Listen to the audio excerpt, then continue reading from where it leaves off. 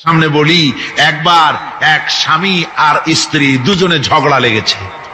স্বামী স্ত্রীর ঝগড়ায় বেচারা স্বামী দুর্বল হয়ে গেছে, স্বামীর স্ত্রীর সামনে আর পেরে উঠছে না পারিয়া শেষ পর্যন্ত বলল, ঠিক আছে, তোমার মতো দাজ্জাল মার্কা বউর সাথে আমি আর থাকবো না, আমি চললাম, আমি এবার বিদেশেই চলে যাব, দেশেই থাকবো না।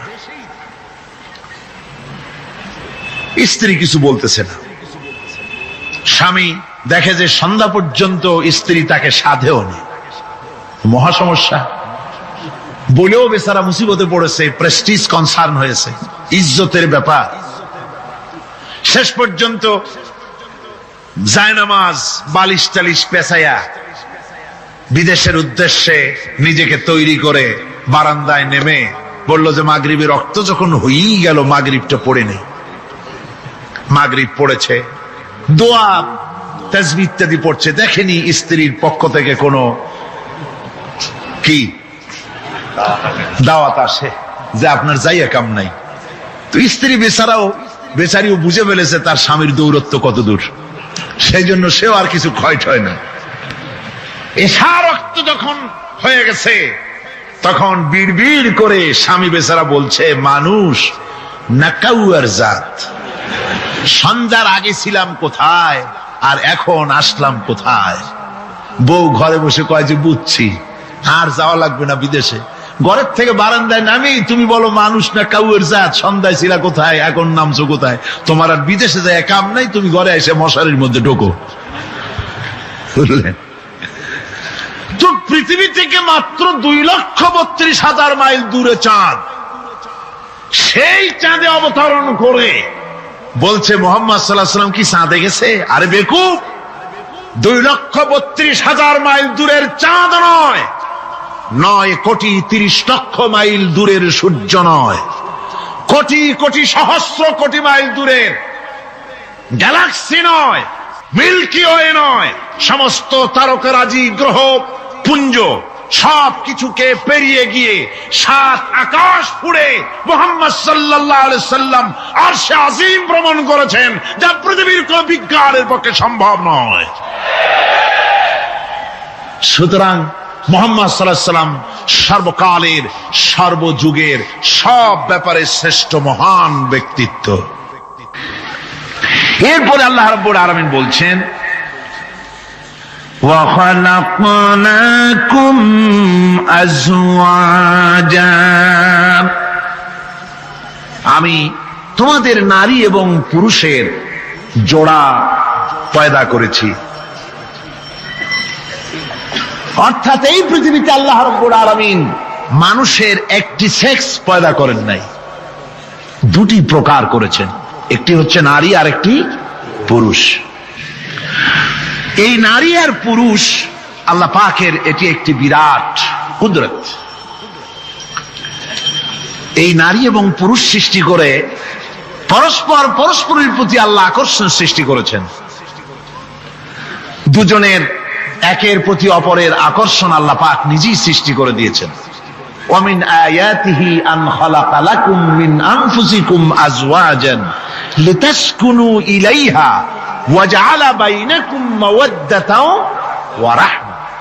আমার অনেক নিদর্শনাবলীর মধ্যে এটিও একটি নিদর্শন যে আমি তোমাদের থেকে তোমাদের স্ত্রীদেরকে তোমাদের জোড়া পয়দা করেছি। আর কি করেছি, কেন করেছি? লিতাসকুনু ইলাইহা, যাতে করে তোমরা পরস্পরের কাছ থেকে শান্তি, প্রীতি, প্রেম, ভালোবাসা, মহব্বত লাভ করতে পারো। এটা আমার নিদর্শন একটি। কিরকম নিদর্শন?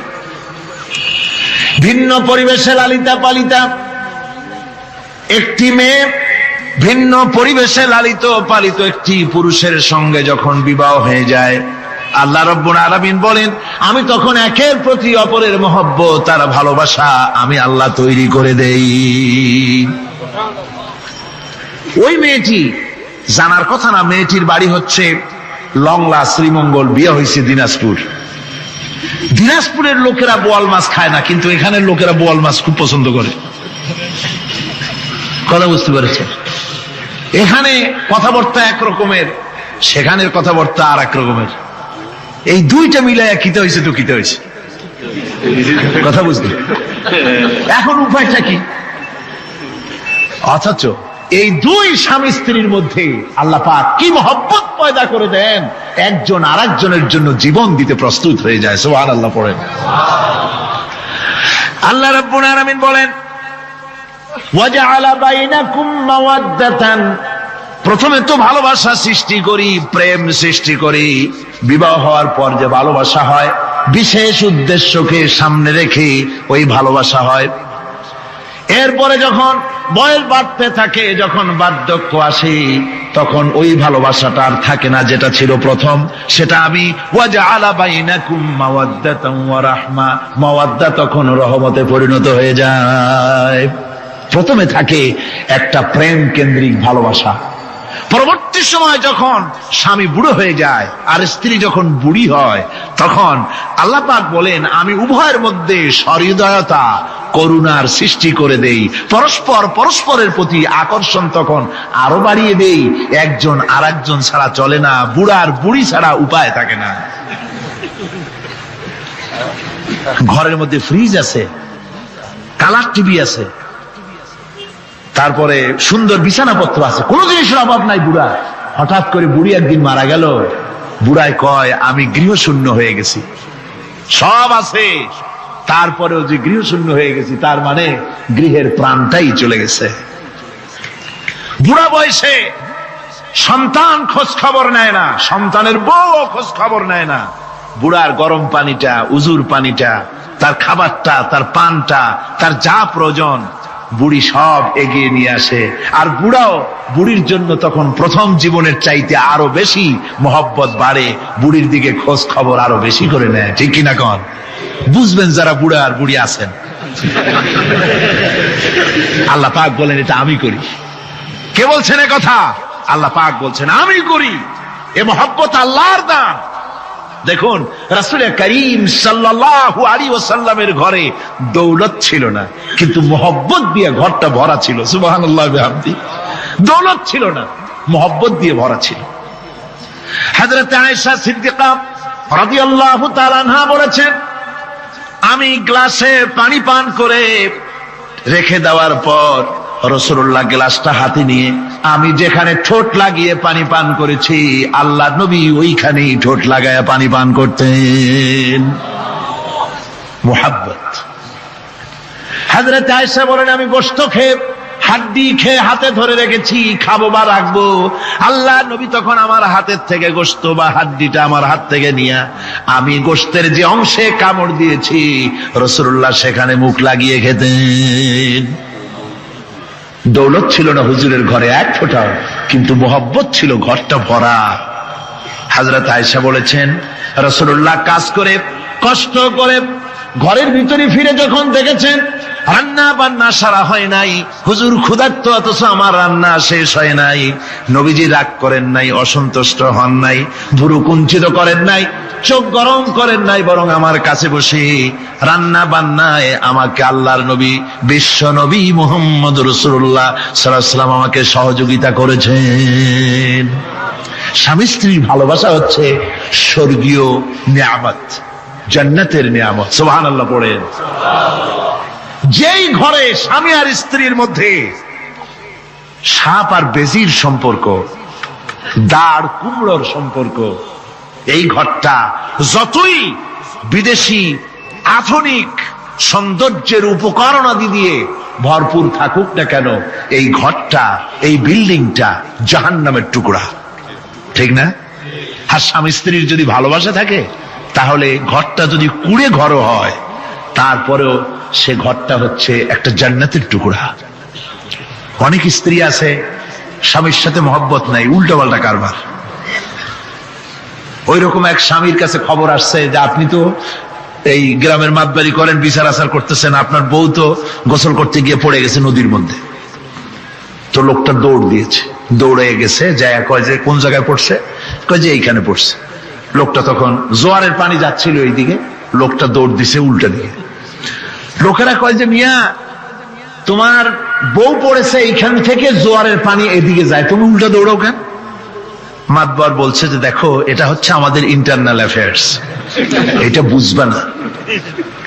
এই স্ত্রী সারাটি জীবন আমার উল্টা চলেছে। আমি যদি বলেছি 100, সে বলেছে 335। আমি যদি বলেছি এখন দিনের 12টা, সে বলেছে এখন রাত 3টা 35। সম্পূর্ণ উল্টা সারা জীবন যে চলেছে। সে যে নদীতে পড়ে জোয়ারে গেছে আমি তা বিশ্বাস করি না, উল্টাই গেছে। এই রকমের এক শ্রেণী আছে, স্বামী উল্টা থাকে, স্ত্রী উল্টা থাকে, এরকমও হয়।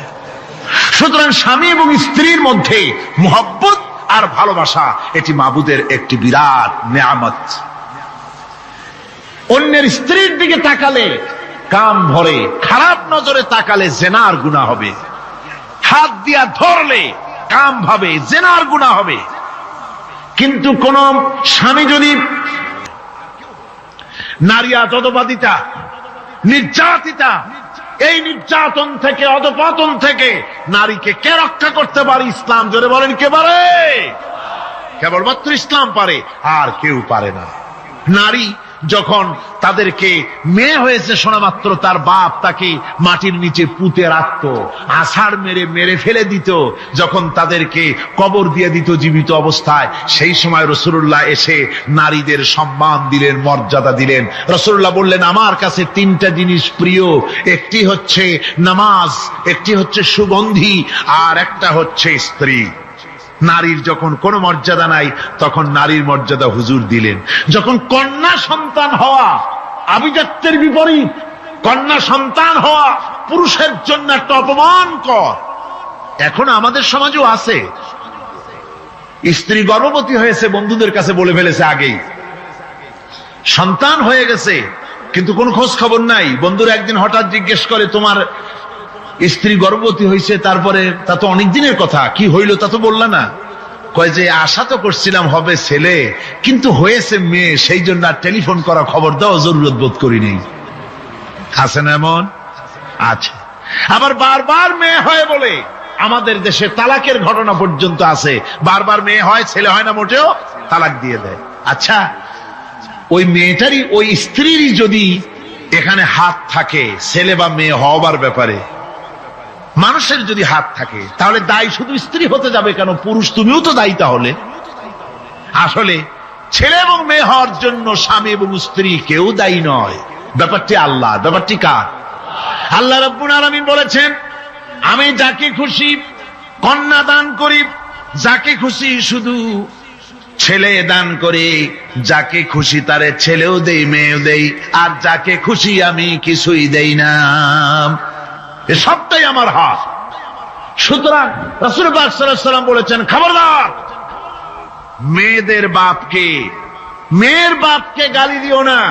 বারবার মেয়ে হয় বলে অনেকে মেয়ের বাপকে গালি দেয়, তাচ্ছিল্য করে, টিটকারি করে। হুজুর বলেছেন, মেয়ের বাপকে বিদ্রুপ করো না, গালি দিও না, যেহেতু আমি মুহাম্মদ সাল্লাল্লাহু আলাইহি ওয়াসাল্লাম মেয়েদের বাপ। রাসূল পাক সাল্লাল্লাহু আলাইহি ওয়াসাল্লাম বলেছেন, যে ঘরে একটা কন্যা সন্তান জন্মগ্রহণ করে, যে ঘরের ভিতরে একটি কন্যা সন্তান জন্মগ্রহণ করে, ওই ঘরের ভিতরে আল্লাহ রাব্বুল আলামিনের রহমতের ফেরেশতা ঢুকে সালাম দেয় আর বলে, আসসালামু আলাইকুম ইয়া আহলাল বাইত, হে ঘরের মালিকেরা, তোমাদের উপরে আল্লাহর রহমত বর্ষিত হোক। রহমতের ফেরেশতারা ঘরের ভিতরে প্রবেশ করে কন্যা সন্তানটির মাথার উপরে হাত বুলায় আর বলতে থাকে, এই দুর্বল দেহ একটি দুর্বল দেহের ভেতর থেকে বেরিয়ে এসেছে, এই কন্যা সন্তানটিকে যে লালন পালন করবে আল্লাহ রাব্বুল আলামিন তাকে শান্তিতে রাখবেন। রাসূল পাক সাল্লাল্লাহু আলাইহি ওয়াসাল্লামের কাছে একজন এসে বলছে, ইয়া রাসূলুল্লাহ, আমার এক মেয়ে। হুজুর কয়, তোমার এক বেহেশত। আর একজন বলল, হুজুর আমার 2 মেয়ে। কয়, তোমার 2 বেহেশত। এরকম হাদিস আছে নাকি যে একজন বললো আমার এক ছেলে, আর হুজুর বলছেন তোমার এক বেহেশত? আছে এমন? সুতরাং মেয়েকে কি মর্যাদা দিয়েছে ইসলাম। রাসূলুল্লাহ বললেন, যার 3টি মেয়ে আছে আর ওই 3টি মেয়েকে আদব শিক্ষা দিয়েছে, তারবিয়াত শিক্ষা দিয়েছে, দ্বীন শিক্ষা দিয়েছে, স্নেহ করে, স্নেহ দিয়ে লালন পালন করেছে, তারপরে সৎ পাত্রস্থ করেছে, ওই মেয়ের লালন পালনকারী মাতা পিতা আর আমি মুহাম্মদ সাল্লাল্লাহু আলাইহি ওয়াসাল্লাম কিয়ামতের দিন একই জান্নাতে পাশাপাশি অবস্থান করব। সুবহানাল্লাহি বিহামদিহি। মেয়ের ব্যাপারে রাসূলুল্লাহ এত কথা বলেছেন, নারীদের ব্যাপারে এত কথা বলেছেন। হুজুর বলেছেন তোমরা যখন সফরে যাবে, সফর থেকে আসার সময় আমরা অনেকে হাদিয়া তোহবা নিয়ে আসি, জামা কাপড় মিষ্টি চকলেট ইত্যাদি আমরা নিয়ে আসি, আনি না? কি বলেন আনি না? আল্লাহর নবী বলেছেন বাইরের থেকে সফর থেকে বাজার থেকে হাদিয়া তোহবা ঘরের জন্য জানবে, এনে যখন তোমরা তা দেওয়া শুরু করবে সর্বপ্রথম মেয়ে থেকে দেওয়া শুরু করবে, মেয়েকে আগে দাও। হুজুর সাল্লাল্লাহু আলাইহি ওয়াসাল্লাম তার কলিজার টুকরা মেয়ে ফাতেমাকে মহব্বত করতেন, এত মহব্বত করতেন কোন দিকে যাওয়ার আগে সকলের সঙ্গে দেখা করে শেষে দেখা করতেন হযরত ফাতেমার সঙ্গে। আবার সফর থেকে ফিরে এসে সর্বপ্রথম তিনি দেখা করতেন হযরত ফাতেমা রাদিয়াল্লাহু তাআলা আনহার সঙ্গে। একবার হযরত আলী এবং হযরত ফাতেমার মধ্যে মনোমালিন্য হলো, হুজুরের মুখটা মলিন হয়ে গেল, রাসূল পাকের মুখ মলিন হয়ে গেল। হুজুর সাল্লাল্লাহু আলাইহি ওয়াসাল্লাম ঘরের মধ্যে প্রবেশ করলেন, হযরত আলীর ঘরে হযরত ফাতেমা এবং আলীকে এক জায়গায় বসালেন। কিছুক্ষণ পর হুজুর বেরিয়ে এলেন, হুজুরের মুখে হাসি। সাহাবা ইকরাম বললেন, হুজুর একটু আগে আপনার মুখ মলিন দেখেছি, এখন খুব উৎফুল্ল মনে হচ্ছে। হুজুর বলছেন আমি তাদের মধ্যে মনোমালিন্যটা দূর করে দিয়ে এসেছি। ফাতেমা আমার কলিজার টুকরা, যে ফাতেমাকে ব্যথা দেয় সে আমি মুহাম্মদ সাল্লাল্লাহু আলাইহি ওয়াসাল্লামকে ব্যথা দেয়। রাসূল পাক সাল্লাল্লাহু আলাইহি ওয়াসাল্লাম কন্যাদেরকে এভাবে মর্যাদার কথা বলেছেন। এই কন্যা আস্তে আস্তে যখন বড় হয়ে যায়, যখন বধূ হয়, বধূ হিসেবে তার মর্যাদা ইসলাম কতখানি দিয়েছে, রাসূল পাক সাল্লাল্লাহু আলাইহি ওয়াসাল্লাম কতখানি দিয়েছেন আপনারা লক্ষ্য করেন। হাদিস শরীফ পড়া নাই জানা নাই বলে আজকে এক শ্রেণীর নারীরা তারা কমিউনিস্টদের খপ্পরে পড়ে, সমাজতন্ত্রের খপ্পরে পড়ে, নাস্তিকদের খপ্পরে পড়ে গোটা মহিলা সমাজকে চেষ্টা করতেছে ইসলাম থেকে দূরে সরাবার জন্য, ঠিক কিনা কও? হযরত আয়েশা বলেছেন আমি যখন ঘরে কাজ করতেছি, হুজুর বাইরের থেকে এসে দেখেছেন আমার রান্না করতে দেরি আছে, খাবার দাবার এখনো রেডি হয় নাই, হুজুর ক্ষুধার্ত, কিন্তু হুজুর ভুরু কুঞ্চিত করেননি, হুজুর বিরক্ত হননি, হুজুর আমাকে গালমন্দ করেননি, আমার কাছে বসে তিনি আমার রান্নার সহযোগিতা করেছেন। সুবহানাল্লাহি ওয়া বিহামদিহি, জোরে বলেন সুবহানাল্লাহি ওয়া বিহামদিহি। ভাইরা আমার, হযরতে আয়েশা সিদ্দিকা রাদিয়াল্লাহু তাআলা আনহা বয়সে কম ছিলেন অন্যদের চাইতে। বিশ্বনবী সমস্ত রাজকার্য, রাষ্ট্রীয় কার্য, নবুয়তের দায়িত্ব পালন করে স্ত্রীর হক আদায় করতে ভুলে যাননি। আধো আধো জ্যোৎস্না প্লাবিত রাত রাসূলুল্লাহ হযরত আয়েশাকে বলছেন চলো আমরা একটু পায়চারি করে আসি বাইরের থেকে। ঘুরতে ঘুরতে হুজুর বলছেন দেখো তো ওই যে দূরে দেখা যায় একটা জিনিস, চলো আমরা দৌড় দেই, দেখি কে আগে ওই জায়গায় পৌঁছতে পারে। দুজনে মিলে দৌড় দিলেন। হযরত আয়েশা বললেন আমি হুজুরকে পেছনে ফেলে দ্রুত গতিতে আমি দৌড়ে লক্ষ্যবস্তুর কাছে চলে গেলাম। হুজুর সাল্লাল্লাহু আলাইহি ওয়াসাল্লাম যখন ধীরে সুস্থে আমার কাছে এলেন, আমি বললাম দেখছেন আপনি কিন্তু আমার সাথে দৌড়ে পারেন নাই। হযরত আয়েশা বলছেন এর কিছু কাল পরে আবার একদিন রাসূলুল্লাহ দৌড় প্রতিযোগিতার ব্যবস্থা করলেন, দৌড় দিলাম। হযরত আয়েশা বলছেন সেই সময়ের তুলনায় আমার শরীর কিছুটা স্থূল এবং ভারী হয়ে গেছে, আমি দৌড়াইয়া পারলাম না, আমি পেছনে পড়ে গেলাম। হুজুর আমার আগে চলে গেলেন লক্ষ্যবস্তুর কাছে।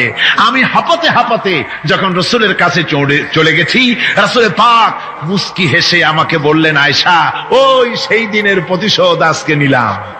সুবহানাল্লাহি ওয়া বিহামদিহি, সেদিনের জবাব আজকে দিয়ে দিলাম। স্বামী স্ত্রীর দাম্পত্য জীবনের এই দৃশ্য কতখানি উপভোগ্য। সুবহানাল্লাহি ওয়া বিহামদিহি। এই জন্য স্বামী স্ত্রীর ভিতরে যে মুহাব্বত, এটা বেহেশতি অবদান, এটা জান্নাতের অবদান, এটা আল্লাহর নিয়ামত। এটা কি ধরে কোন আল্লাহর নিয়ামত। এই নিয়ামত যে ঘরের মধ্যে আছে সে ঘরটা বেহেশত, সে ঘরটা কি বেহেশত।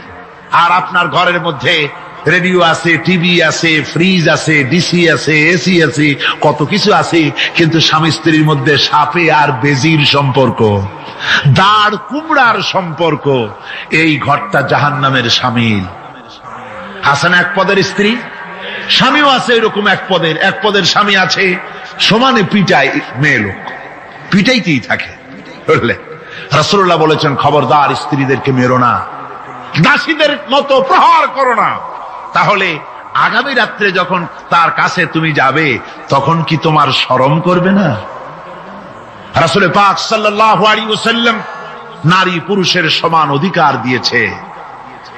ভালোবাসা এবং মহব্বত থাকতে হবে, একে অপরের উপরে বাজিমাত করার প্রতিযোগিতা থাকা উচিত নয়। স্বামী হয়েছেন বলে তিনি একেবারে নওয়াবজাদা নসরুল্লাহ খান হয়ে যাবে তা না।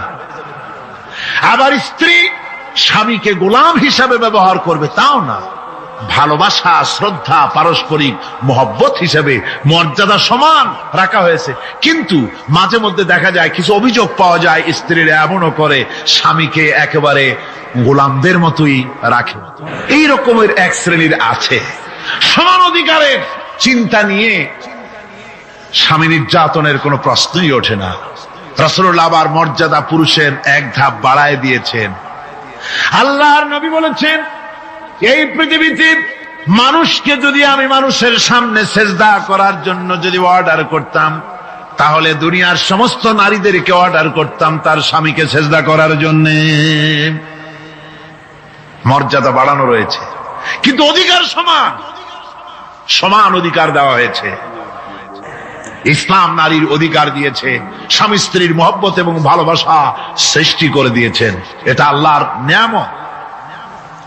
আমার বন্ধুগণ, আজকে আমার সমাজে বলা হচ্ছে নারীদেরকে ঠকাইছে ইসলাম। বলে কি দিয়ে ঠকানো হলো? বলে ইসলাম ঠকিয়েছে একটা ছেলে সমান দুইটা মেয়ে। একটা ছেলেতে যা পাবে দুইটা মেয়েতে তাই পায়, এই জন্য মেয়েকে ঠকানো হয়েছে। একথা বলেছেন আমাদের দেশের সুপ্রিম কোর্টের একজন চিফ জাস্টিস, অবসরপ্রাপ্ত, নাম নেব না আমি। তো আমরা এটা শোনার পরে বললাম যে বাংলাদেশ পৃথিবীর দ্বিতীয় বৃহত্তম মুসলিম দেশ, এই দেশের সুপ্রিম কোর্টের চিফ জাস্টিস হয়ে কোরআন সম্পর্কে জ্ঞান এত নগণ্য, এত কম, এত পুয়ার। তার জ্ঞানের এই বহর দেখে আমাদের শুধু করুণাই হয়। কোরআনে কারীমের এক জায়গায় তিনি দেখেছেন এক ছেলে সমান দুই মেয়ে, কিন্তু মেয়েকে যে আরো অনেক জায়গা থেকে দেওয়া হয় তা কি লক্ষ্য করো নাই? ছেলে তো এক জায়গায় পিতার কাছ থেকে বোনের ডাবল পেল, বোনের তুলনায় বেশি পেল এক জায়গায়, কিন্তু বোনকে মেয়েকে অনেক জায়গা থেকে আল্লাহ দেওয়ার ব্যবস্থা করেছেন। এই মেয়ে লোকটি পিতার কাছ থেকে পাবে, স্বামীর কাছ থেকে পাবে, ছেলের কাছ থেকে পাবে, ভাইয়ের কাছ থেকে পাবে, মায়ের কাছ থেকে পাবে। 5 জায়গা থেকে পাওয়ার ব্যবস্থা আল্লাহ তাকে করে দিয়েছেন। জোরে বলেন সুবহানাল্লাহ। 5 জায়গা থেকে তার পাওয়ার ব্যবস্থা আছে। এক জায়গায় একটু ছেলেকে বেশি দিয়েছে দেখেই তার চোখ কালা হয়ে গেছে। আল্লাহর উপরে কমেন্ট করতেছে, নাউযুবিল্লাহি মিন যালিক। নারীকে ইসলাম সবচাইতে বেশি অধিকার দিয়ে তাকে প্রতিষ্ঠিত করেছে, সবচাইতে বেশি অধিকার তার। সব জায়গায় তাকে প্রতিষ্ঠিত করা হয়েছে। নারীদেরকে মহারণা দেওয়া ফরজ করে দেওয়া হয়েছে। নামাজ রোজা যেমন ফরজ, মহারণা দেওয়া তেমন কি? সেই মহারণা আজকাল বাঁধা হয়, বিশেষ করে রাজধানীতে, শহর সমূহে মহারণা বাঁধে। যত বেশি টাকা ততই সুনাম নাকি হয়। সেই জন্য জিজ্ঞেস করা হয়, মেয়ের বিয়েতে মহারণা কত হলো? কয় মহারণা হচ্ছে 5,73,793 টাকা 75 পয়সা। বাবা, আদায় করে না কিন্তু মোটেও। ফাঁকি দেওয়ার ব্যবস্থা সব। সোনা দিলাম এত, খাওয়াইলাম এত, বাকি সব ইদিক সিদিক। মনে রাখবেন মুসলমানেরা, মহারণা দেওয়া নামাজ রোজার মতোই অবশ্য পালনীয় একটি কর্তব্য আল্লাহ রাব্বুল আলামিন করে দিয়েছেন। কোন স্বামী যদি মহারণা ধার্য করার পর যদি আদায় না করেন, স্ত্রী যদি স্বেচ্ছায় মহারণার টাকা মাফ না করে দেয়, তাহলে কিয়ামতের দিন ওই স্বামীকে আল্লাহর দরবারে জেনাকারের কাতারে দাঁড়াতে হবে। ইল্লা সাওম, রোজা ছাড়া। নবীজি বলেছেন, রমজান মুবারকে কেউ যদি একটি নফল কাজ আদায় করে, একটি নফল ইবাদত করে, অন্য মাসের একটি ফরজ আদায় করার সওয়াব আল্লাহ পাক নামায়ে আমলে দিয়ে দিবেন। রমজান মুবারকে কেউ যদি একটি ফরজ আদায় করে, অন্য মাসের 70টি ফরজ আদায় করার মতো সওয়াব আমলনামায় আল্লাহ দিয়ে দিবেন। সুবহানাল্লাহ। এই মাস আমাদের সামনে, আল্লাহু আকবার বলি, আল্লাহু আকবার বলি, আলহামদুলিল্লাহ। এই পবিত্র মাস আমাদের সামনে। এই মাসে এত সওয়াব, নফল হয় ফরজের মতো, আর ফরজ হয় 70টা ফরজের মতো। এত সওয়াব কেন হইল? আমরা না খেয়ে থাকি সেই জন্য নাকি? বলতে পারেন কেন হলো? একটি কারণ, শাহরু রমাদান আল্লাযী উনজিলা ফীহিল কুরআন। সুবহানাল্লাহ বলবেন না? এই রমজান মাস হচ্ছে সেই মাস যে মাসে আল্লাহ রাব্বুল আলামিন কোরআনে কারীমকে নাজিল করেছেন। এই মাসের মধ্যে একটি রাত আছে, খায়রুম মিন আলফি শাহর, যে রাতটি 1000 মাসের চাইতে বেশি গুরুত্বপূর্ণ আল্লাহর কাছে। সুবহানাল্লাহ। একটি রাত 1000 মাসের চাইতে গুরুত্বপূর্ণ। 1000 মাস ক্যালকুলেটর দিয়ে হিসাব করলে দেখা যায় যে 1000 মাসে 83 বছর 4 মাস হয়। তাহলে তার অর্থ কি এই যে একটানা 83 বছর 4 মাস ইবাদত করলে যে সওয়াব হবে, এই রাত্রে ইবাদত করলে সেই সওয়াব হবে? হতে পারে, এরকম হতে পারে, কিন্তু ব্যাখ্যাটা কি? ব্যাখ্যাটা হচ্ছে আরবিতে আলফুন শব্দ দিয়ে 1000 বোঝানো হয় না। আরবিতে যখন আলফুন বলা হয় তাহলে বোঝা যায় সংখ্যাধিক্য, বিপুল সংখ্যা, হাজার হাজার, হাজার হাজার, থাউজেন্ডস এন্ড থাউজেন্ডস। এইটাকে বোঝানোর জন্য আরবিতে ব্যবহার করা হয় আলফুন, হাজার হাজার। তাহলে আল্লাহ কি বুঝাতে চাচ্ছেন?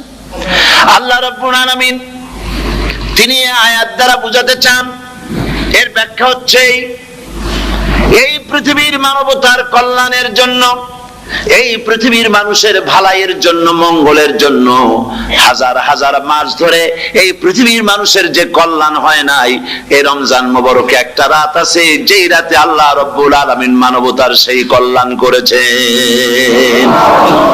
সেই কল্যাণ কি দিয়ে করেছেন? শাহরু রমাদান আল্লাযী উনজিলা ফীহিল কোরআন, কোরআন নাজিল করে পৃথিবীর মানুষকে সেই কল্যাণ আল্লাহ দিয়েছেন। সুবহানাল্লাহ। প্রতি রমজান মোবারকে হযরতে জিবরাইল আসতেন, হুজুরকে বলতেন, হুজুর আপনি তেলাওয়াত করেন, আমি শুনি, যতটুক নাজিল হয়েছে পড়েন। হুজুর পড়তেন, জিবরাইল শুনতেন, আবার জিবরাইল পড়তেন, হুজুর শুনতেন। এমনি করে করে যে বছর হুজুর ইন্তেকাল করবেন, হুজুরের জীবনের শেষ রমজান মোবারকে কোরআন নাজিল পরিপূর্ণ হয়ে গেছে। হযরত জিবরাইল বলেন, হুজুর কোরআন তো নাজিল তামাম হয়ে গিয়েছে, এবার আপনি পুরা কোরআন পড়ে আমারে শোনান। হযরতে রাসূল পুরাটা পড়ে 30 পারা পড়ে শোনায় দিলেন, জিবরাইল শুনলেন। এবার জিবরাইল বলেন, হুজুর আমি তেলাওয়াত করতেছি, আপনি শুনেন। হযরতে জিবরাইল 30 পারা পড়লেন, হুজুর শুনলেন। আবার হযরত জিবরাইল বলেন, হুজুর আবার আপনি পড়েন। হুজুর পড়লেন, জিবরাইল শুনলেন, আবার জিবরাইল পড়লেন, হুজুর শুনলেন। তার মানে হলো হুজুর যে বছর ইন্তেকাল করলেন, ওই বছরের রমজান মোবারকে হযরত জিবরাইল 2 বার পড়েছেন, হুজুর শুনেছেন, আর হুজুর 2 বার পড়েছেন, জিবরাইল শুনেছেন, যাতে করে একটা জের জবর, একটা আয়াত, একটা সেমিকোলন যেন বাদ না পড়ে যায়। শাহরু রমাদান আল্লাযী উনজিলা ফীহিল কুরআন, রমজানের পবিত্র মাসে আমি অবতীর্ণ হয়েছি। সুবহানাল্লাহ। যদি প্রশ্ন করা হয় রমজানে তো আসছো, কিন্তু প্রথম নাজিল হয়েছিল কোন সময়? ওটা কি দিন ছিল না রাত ছিল? কোরআন তার জবাবে বলে, ইন্না আনজালনাহু ফি লাইলাতিল কদর, কদরের পবিত্র রাতে আমি এই পৃথিবীতে আমার আগমন ঘটেছিল। যদি প্রশ্ন করা হয় বুঝলাম সবই, কেন নাজিল হয়েছে তুমি? এই পৃথিবীতে তোমার আসার উদ্দেশ্য কি? মূল কাজটা কি? এই প্রশ্ন যদি করা হয়, কোরআনে কারীম তার জবাবে বলে, শোনো কেন এসেছি।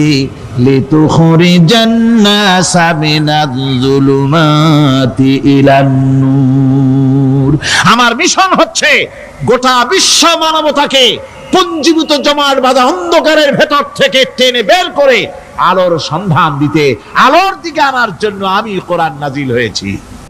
আল্লাহ পাক আমাদের জন্য একটি পবিত্র মাস আমাদেরকে দিচ্ছেন, দান করেছেন, যে মাসটির নাম হচ্ছে রমাদান। রমাদান হচ্ছে রামদুন, রা মিম দত, রাম ধাতু থেকে উৎপত্তি, এর অর্থ হচ্ছে জ্বালানো, পুড়িয়ে দেওয়া, ভস্ম করে দেওয়া। রমাদান রমজান মুবারকে যারা নাকি সিয়াম সাধনা করে, আত্মত্যাগ করে, অর্থাৎ তিতিক্ষা, ত্যাগ এবং তিতিক্ষা করে, রমজান মুবারকে আল্লাহ পাক যেভাবে রোজা চান ওইভাবে যারা রোজা রাখে, তাদের সমস্ত গুনাহ সমূহকে আগুন যেমন আবর্জনাকে জ্বালিয়ে দেয়, রোজা যদি সঠিকভাবে কারো হয় তাহলে তার গুনাহগুলিকে এইভাবে জ্বালিয়ে ভস্ম করে দেয়। সুবহানাল্লাহ বিহামদিহি। এই রমজান আমাদের সামনে। আমি আমার আলোচনার শুরুতে আমি আপনাদের খেদমতে আরজ করতে চাই যে মাসটির মধ্যে আমরা প্রবেশ করতে যাচ্ছি, দুটি জিনিস আমাদের সামনে এখন। একটি হচ্ছে আমরা মাহে রমজানকে ইস্তেকবাল করতে যাচ্ছি, মাহে রমজান আমাদের সামনে।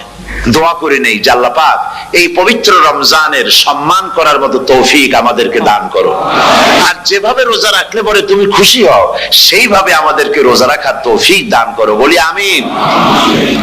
এটি হচ্ছে সর্বশ্রেষ্ঠ মাস আল্লাহ পাক মুসলমানদের জন্য দান করেছেন। আবারও বলি আলহামদুলিল্লাহ। কোরআন শরীফের মধ্যে আল্লাহ সমস্ত ইবাদতের কথা বলেছেন, কিন্তু ডিটেইলস আলোচনা করেন নাই। হজ করতে হবে, কিন্তু ওকুফে আরাফা করতে হবে, রমিয়ে হিজার করতে হবে, রমিয়ে জেবার করতে হবে, তারপরে 7 বার তাওয়াফ করতে হবে, সাফা মারওয়া সাই করতে হবে, এগুলি কিন্তু কোরআন শরীফে আসে নাই, ডিটেইলস আসে নাই। নামাজ পড়তে হবে, কিন্তু জোহরে কয় রাকাত, আসরে কয় রাকাত, মাগরিবে কয় রাকাত, এই রাকাতগুলি কিভাবে বিন্যস্ত করতে হবে কোরআন শরীফে তা আসে নাই, বর্ণনা করা হয়নি। যাকাত দিতে হবে, কিন্তু কত টাকা হলে কত টাকা দিতে হবে, কত মন ধান হলে কতটুকু দিতে হবে, কত ছাগল হলে, কত গরু হলে, কত পরিমাণ সোনা হলে, কত পরিমাণ রৌপ্য মজুদ থাকলে যাকাত দিতে হবে, এর বিস্তারিত বিবরণ কোরআন শরীফে আসে নাই। চিন্তা হতে পারে যে তাহলে এগুলো আমরা পাইলাম কই? আমরা পেয়েছি কোরআনের ব্যাখ্যা হচ্ছে রাসূল করিম সাল্লাল্লাহু আলাইহি ওয়াসাল্লাম, হুজুর এটাকে আমাদেরকে বলে দিয়েছেন। তিনি সারে ছিলেন, শরীয়ত প্রণেতা ছিলেন। তো সমস্ত ইবাদতকে আল্লাহ পাক সংক্ষেপে সংক্ষেপে তিনি আউটলাইন অথবা গাইডলাইন তিনি দিয়েছেন আল্লাহ পাক।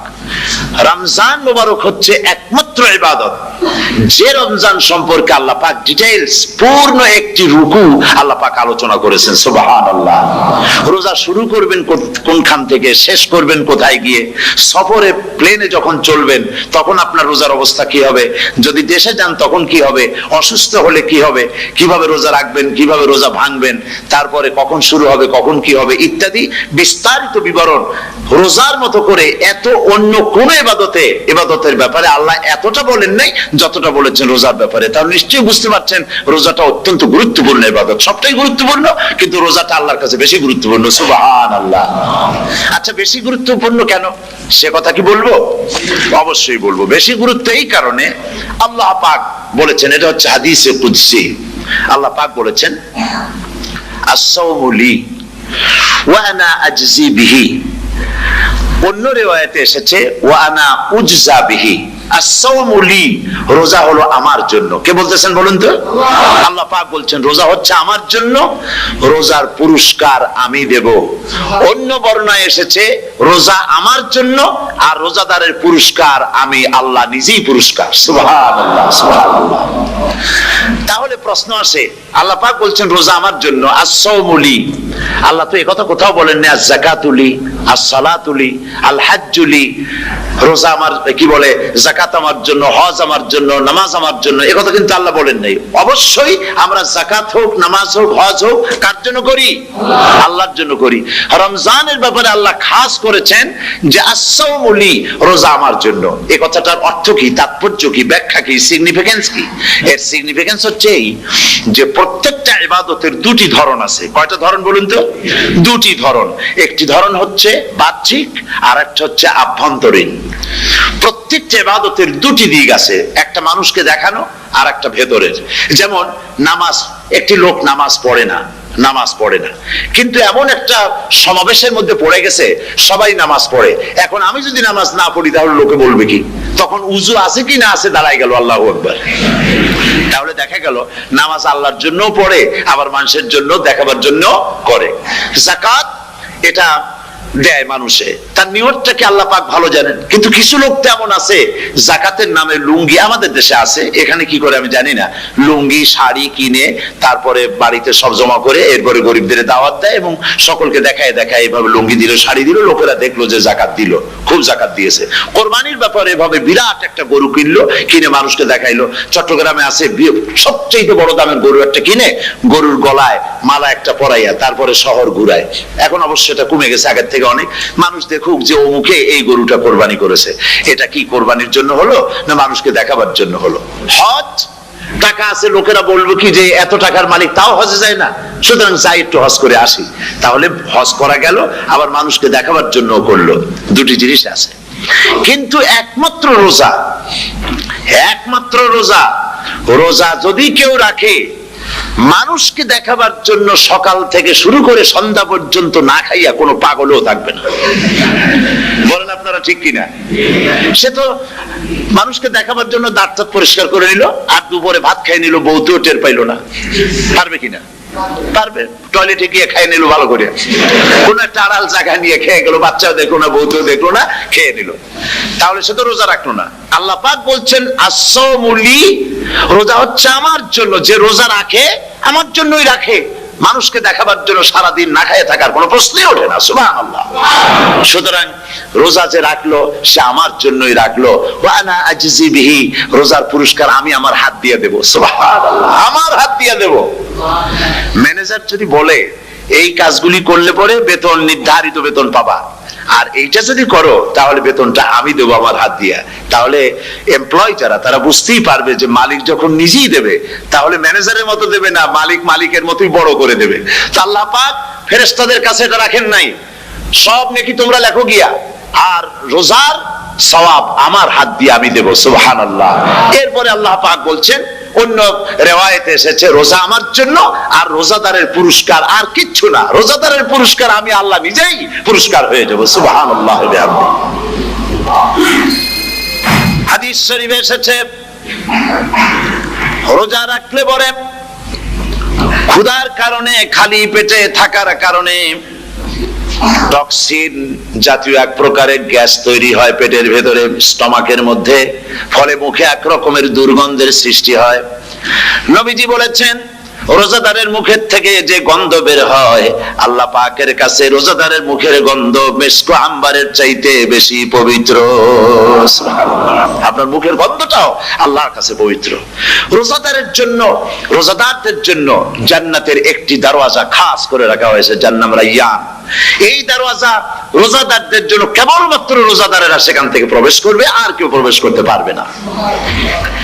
এই রোজাদারদের সম্পর্কে আল্লাহ পাক বলেছেন, হাদিস শরীফে এসেছে, বুখারী শরীফের হাদিস, রাসূল করিম সাল্লাল্লাহু আলাইহি ওয়াসাল্লাম বলেছেন লিসাইমে ফারহাতান, ফারহাতুন ইনদা ফিতরিহি ওয়া ফারহাতুন ইনদা লিকাই রাব্বিহি। রোজাদারের জন্য দুইটা খুশি। কয়টা খুশি বলুন তো? কে বলছেন? আল্লাহ রাসূল বলছেন রোজাদারের জন্য দুইটা খুশি। লিসাইমে ফারহাতান, দুটি খুশি। ফারহাতুন ইনদা ফিতরিহি, একটা খুশি হচ্ছে ইফতারের সময়। এই ফিতরিহিতে, এই ফিতরিহি দুটি কথা, এই একটি কথার দুটি ব্যাখ্যা হয়। একটা হচ্ছে ইফতারের সময়, ইফতারের কথা বলা হয়েছে, আর ঈদের কথাও এর মধ্যে বলা হয়েছে। ইফতারের সময় হলো একটা খুশি, আর একটা খুশি হচ্ছে ইনদা লিকাই রাব্বিহি, যখন রোজাদারের সঙ্গে আল্লাহ পাক দেখা করবেন তখন হবে আরেকটা খুশি। তার মানে হচ্ছে রোজাদারদের সঙ্গে স্পেশাল আল্লাহ রাব্বুল আলামিন সাক্ষাৎকারের ব্যবস্থা করবেন। সুবহানাল্লাহ।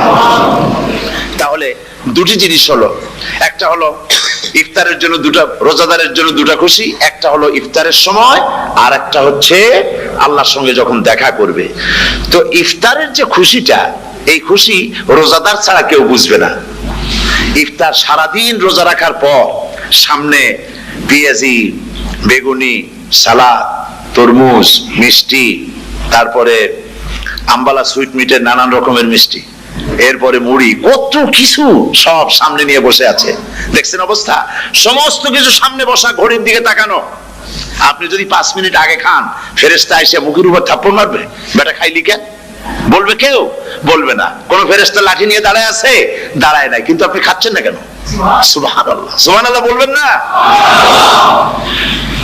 অন্তত ১৫০০ বছর আগে আল্লাহ রাব্বুল আলামিন নির্দেশ করে রেখেছেন, সূর্য সাদা হওয়া থেকে, পূর্ব দিগন্ত সাদা হওয়া থেকে শুরু করে পশ্চিম দিগন্তে যখন কালো রেখা দেখা দেবে, যখন মাগরিব হয়ে যাবে, সূর্যাস্ত যাবে, ততক্ষণ পানাহার আর স্ত্রী সম্ভোগ থেকে বিরত থাকো। ১৫০০ বছর আগের আল্লাহ রাব্বুল আলামিনের এই নোটিশ কিভাবে কার্যকরী হচ্ছে উম্মতের মধ্যে, মুসলমানদের ভেতরে। খাবার সামনে আসে, পিপাসা লেগেছে, এখন তো পিপাসা লাগে না, খুব ঠান্ডার সময়, এখন রোজা রাখতে খুব মজা হবে, তাই না? খুব মজার রোজা। কিন্তু এই রোজা যখন জুন মাস আর জুলাই মাসে আসবে, তখন টের পায় মানুষ রোজা কাকে বলে। প্রচন্ড পিপাসা, সামনে সব খাবার পড়ে আছে, একটা খাবারের দিকে রোজাদারের হাত যায় না, ঘড়ির দিকে তাকায় আর চুপ করে বসে বসে আল্লাহর জিকির করতে থাকে। আল্লাহ কয়, ফেরেশতারা দেখ, এই বান্দা বানাইতে নিষেধ করছিলি, সুবহানাল্লাহ। আল্লাহ খুশি হয়ে যান। রোজাদার অপেক্ষা করতে থাকে, ঠিক যখন কাটায় সময়টা এসে গেছে, তখন আল্লাহর নাম করে খুরমা দিয়ে পানি দিয়ে ইফতার শুরু করে দিল। আল্লাহ পাক খুশি হয়ে গেলেন। এই যে ইফতার, সারাদিন রোজা রেখে ইফতার করায় যে মজা, রোজা রাখলো না এরকম লোকেরাও কিন্তু ইফতার করে না? পুরান ঢাকায় আছে, ঢাকার তো কয়েকটা এলাকা আছে, পুরান ঢাকার লোকেরা নাকি বলে যে, যারা রোজা রাখে না তারা বলে যে, রোজা না রাখে একরকম পাপ করছি, আর ইফতার না করে কবিরা গুনাহ করবো নাকি, ইফতার তো করাই লাগবে। তো খুব মজা করে ইফতার করে তারা। তো সারাদিন রোজা রেখে পেঁয়াজি, ছোলা, বুট, মুড়ি খাওয়ায় যে মজা, সারাদিন ভাত খাইয়া তারপরে ইফতারের শরীক হওয়া, ছাগলে ঘাস খাইলে যেমন লাগে ওইরকম তার মুখে লাগে, এই মজা পাবে না। রোজাদারের যে মজা লাগে সেই মজা সে পাবে না। সারা মাস রোজা থাকার পর, আল্লাহর হুকুম মেনে সারা রাত রোজা রাখার পর, তারপরে ঈদের দিনে জামা কাপড় পরিষ্কার করে, শেরওয়ানি গায়ে লাগাইয়া, পাঞ্জাবি পরে, আতর মেখে, এরপরে ঈদের জামাতে যখন দাঁড়ায় যায়, সে যে মজা পায়, সারা মাস রোজা রেখে ঈদের জামাতে গিয়ে সে যে মজা পায়, যে রোজা রাখলো না, ঈদের দিনে খুব জামা, পাজামা, সেন্ট এগুলো মেখে টেকে প্রথম কাতারে গিয়ে দাঁড়ায় গেছে, ও সেই মজা পাবে না। ওর মনের মধ্যে একটা চোর ভাব থেকেই যায়। সে মনে মনে ভাবে, এই জামাত আমার না, জোর করে আসছি, এইখানে দাঁড়াবার যোগ্যতা আমার নাই। মনের মধ্যে সে একটা অপরাধী ফিল করে, সে ফিল করতে থাকে। সুতরাং রোজাদারের জন্য দুইটা খুশি, একটা হচ্ছে ইফতারের সময়, আর একটা খুশি হবে যখন আল্লাহ তাদেরকে দেখা দেবেন। সুবহানাল্লাহ। এই রোজা আল্লাহ পাক দান করেছেন। আচ্ছা, কি জন্য রোজা আমাদের দিলেন? এই জন্য দিয়েছেন যে একটা মাস পৃথিবীর মুসলমানরা না খেয়ে থাকুক দিনের বেলায়, ওই না খেয়ে থাকার যে খাবারগুলি বাঁচবে, এগুলি আল্লাহ অন্য কোন এলাকার মানুষদের খাওয়াবেন নাকি? এই জন্য করেছেন রোজা, এই জন্য করেন নাই। রোজার ফজিলত আল্লাহর নবী বলেছেন, রমজান মুবারকের এত ফজিলত, মানুষ যখন কোন ইবাদত করে, আল্লাহ পাক সেই ইবাদতের নেক আমলের সওয়াব 10 থেকে শুরু করে 700 পর্যন্ত বাড়ায় দেন। 10 থেকে শুরু করে 700 বাড়ায় দেন, ইল্লা সাওম, রোজা ছাড়া। নবীজি বলেছেন, রমজান মুবারকে কেউ যদি একটি নফল কাজ আদায় করে, একটি নফল ইবাদত করে, অন্য মাসের একটি ফরজ আদায় করার সওয়াব আল্লাহ পাক নামায়ে আমলে দিয়ে দিবেন। রমজান মুবারকে কেউ যদি একটি ফরজ আদায় করে, অন্য মাসের 70টি ফরজ আদায় করার মতো সওয়াব আমলনামায় আল্লাহ দিয়ে দিবেন। সুবহানাল্লাহ। এই মাস আমাদের সামনে, আল্লাহু আকবার বলি, আল্লাহু আকবার বলি, আলহামদুলিল্লাহ। এই পবিত্র মাস আমাদের সামনে। এই মাসে এত সব নফল হয় ফরজের মতো, আর ফরজ হয় 70টা ফরজের মতো। এত সব কেন হইল? আমরা না খেয়ে থাকি সেই জন্য নাকি? বলতে পারেন কেন হলো? একটি কারণ, শাহরু রমাদান আল্লাযী উনজিলা ফীহিল কুরআন। সুবহানাল্লাহ বলবেন না? এই রমজান মাস হচ্ছে সেই মাস যে মাসে আল্লাহ রাব্বুল আলামিন কোরআনে কারীমকে নাজিল করেছেন। এই মাসের মধ্যে একটি রাত আছে, খায়রুম মিন আলফি শাহর, যে রাতটি 1000 মাসের চাইতে বেশি গুরুত্বপূর্ণ আল্লাহর কাছে। সুবহানাল্লাহ। একটি রাত 1000 মাসের চাইতে গুরুত্বপূর্ণ। 1000 মাস ক্যালকুলেটর দিয়ে হিসাব করলে দেখা যায় যে 1000 মাসে 83 বছর 4 মাস হয়। তাহলে তার অর্থ কি এই যে একটানা 83 বছর 4 মাস ইবাদত করলে যে সওয়াব হবে, এই রাত্রে ইবাদত করলে সেই সওয়াব হবে? হতে পারে, এরকম হতে পারে, কিন্তু ব্যাখ্যাটা কি? ব্যাখ্যাটা হচ্ছে আরবিতে আলফুন শব্দ দিয়ে 1000 বোঝানো হয় না। আরবিতে যখন আলফুন বলা হয় তাহলে বোঝা যায় সংখ্যাধিক্য, বিপুল সংখ্যা, হাজার হাজার হাজার হাজার, থাউজেন্ডস এন্ড থাউজেন্ডস। এইটাকে বোঝানোর জন্য আরবিতে ব্যবহার করা হয় আলফুন, হাজার হাজার। তাহলে আল্লাহ কি বুঝাতে চাচ্ছেন? আল্লাহ রাব্বুল আলামিন তিনি আয়াত দ্বারা বুঝাতে চান, এর ব্যাখ্যা হচ্ছে এই পৃথিবীর মানবতার কল্যাণের জন্য, এই পৃথিবীর মানুষের ভালাইয়ের জন্য, মঙ্গলের জন্য হাজার হাজার মাস ধরে এই পৃথিবীর মানুষের যে কল্যাণ হয় নাই, এই রমজান মোবারকে একটা রাত আছে যেই রাতে আল্লাহ রাব্বুল আলামিন মানবতার সেই কল্যাণ করেছেন। সেই কল্যাণ কি দিয়ে করেছেন? শাহরুর রমাদান আল্লাযী উনজিলা ফীহিল কোরআন, কোরআন নাযিল করে পৃথিবীর মানুষকে সেই কল্যাণ আল্লাহ দিয়েছেন। সুবহানাল্লাহ। বন্ধুগণ, কোরআন, কোরআন কি নিয়ামত আমাদের কাছে! সেই নিয়ামতকে আমরা চিনলাম না, আমরা বুঝতে পারলাম না কত বড় নিয়ামত আল্লাহ আমাদের দান করেছেন। এই কোরআন যেন আপনি শুনতে পারেন, পড়তে পারেন, বুঝতে পারেন, সেই জন্য আল্লাহ রাব্বুল আলামিন শরিয়াত কি সুন্দর ব্যবস্থা করেছে। কোরআন শোনার জন্য রমজান মুবারকে তারাবিহের নামাজের ব্যবস্থা করা হয়েছে। সুবহানাল্লাহ, সুবহানাল্লাহ। যারা সব সময় পড়তে পারেন না, কোরআন তেলাওয়াত জানেন না, অথবা সারা বছর এক খতম কোরআন শরীফ পড়া হয় না, শরিয়াত কি সুন্দর বিধান করলো যে আপনি যেন 30 পারা কোরআন শরীফ শুনতে পারেন। এই ব্যবস্থা তারাবিহের নামাজের মধ্যে শরিয়াত করে দিয়েছে। আলহামদুলিল্লাহ, আলহামদুলিল্লাহ। যাদের টাকা কড়ি আছে আমি তাদেরকে অনুরোধ করব, যদি পারেন তাহলে মেহেরবানি করে রমজান মোবারকে উমরা পালন করবেন। আমি উমরার নিয়ত করে এসেছি, ঢাকা থেকে উমরার নিয়ত করে এসেছি, আপনাদেরকে দেখে গেলাম। আর আমি এখান থেকে ডাইরেক্ট মদিনা মুনাওয়ারায় চলে যাব ইনশাআল্লাহ। লাইলাতুল কদর পর্যন্ত হারামাইনুশ শরীফাইনে কাটাতে চাই, নিয়ত করেছি। আপনারা দোয়া করুন আল্লাহ যেন কবুল করেন। কি মজা যখন আপনি হারামাইনুশ শরীফাইনে যখন তেলাওয়াত শুনবেন, আপনার কাছে মনে হবে যেন কোরআন শরীফ নাজিল হতেছে। সুবহানাল্লাহ। সেখানে তো নামাজের পরে হাত তুলে মোনাজাত করা হয় না, শুধুমাত্র রমজান মুবারকে বেতেরের নামাজের মধ্যে ইমাম সাহেব হাত তুলে মোনাজাত করেন। গত বছর রমজান মুবারকের লাইলাতুল কদরে আমি ছিলাম, গত কয়েক বছর ধরে আল্লাহ যাওয়ার তৌফিক দিয়েছেন দয়া করে। সেখানে লাইলাতুল কদরে পত্রিকাগুলি লিখেছে 30 লাখের উপরে লোক ছিল মক্কা শরীফের, হারাম শরীফে 30 লাখের উপরে। যখন তেলাওয়াত হচ্ছে, মোনাজাত করতেছেন ইমাম সাহেব কাঁপতেছেন, মোনাজাত করতেছেন, কাঁদতেছেন, আর গোটা হারাম জুড়ে কান্নার রোল পড়ে গিয়েছে। কিভাবে কাঁদতেছে!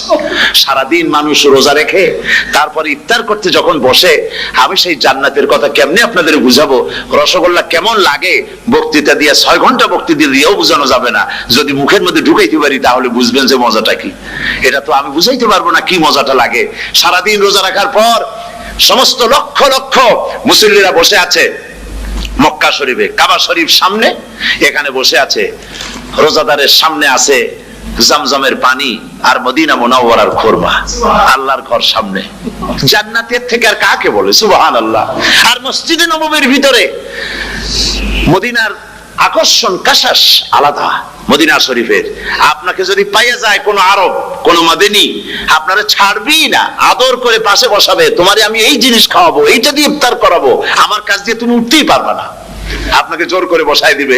মসজিদে নববীতে রিয়াদুল জান্নাহ রাসূল করিম সাল্লাল্লাহু আলাইহি ওয়াসাল্লামের কবর শরীফের কাছে বসে আপনি ইফতার করতেছেন, কত বড় নসিব! সেই জন্য আমি বলি, হলিডে করার জন্য আমেরিকা, সিঙ্গাপুর, হাবিজাবি এই সমস্ত ঘুরে কোনো লাভ নাই। হলিডে করতে চান, রমজান মুবারকে চলে যান হারামাইন শরীফাইন, মদিনা আল মুনাওয়ারা, মক্কা আল মুকাররমা, কপাল খুলে যাবে, জিন্দেগীর সমস্ত গুনাহ খাতা আল্লাহ পাক maaf করে দিবেন। রাসূল করিম সাল্লাল্লাহু আলাইহি সাল্লাম বলেছেন, রমজান মুবারকে যে উমরা করলো সেজন্য হজ আদায় করলো। সুবহানাল্লাহ। অন্য রিওয়ায়াতে এসেছে, যে ব্যক্তি রমজান মুবারকে উমরা করলো সেজন্য আমার সাথে হজ আদায় করলো। সুবহানাল্লাহ। তো বলতেছিলাম যে কোরআনে কারীম হচ্ছে একটি বিরাট নিয়ামত। এই নিয়ামত শোনানো হয় রমজান মুবারকে।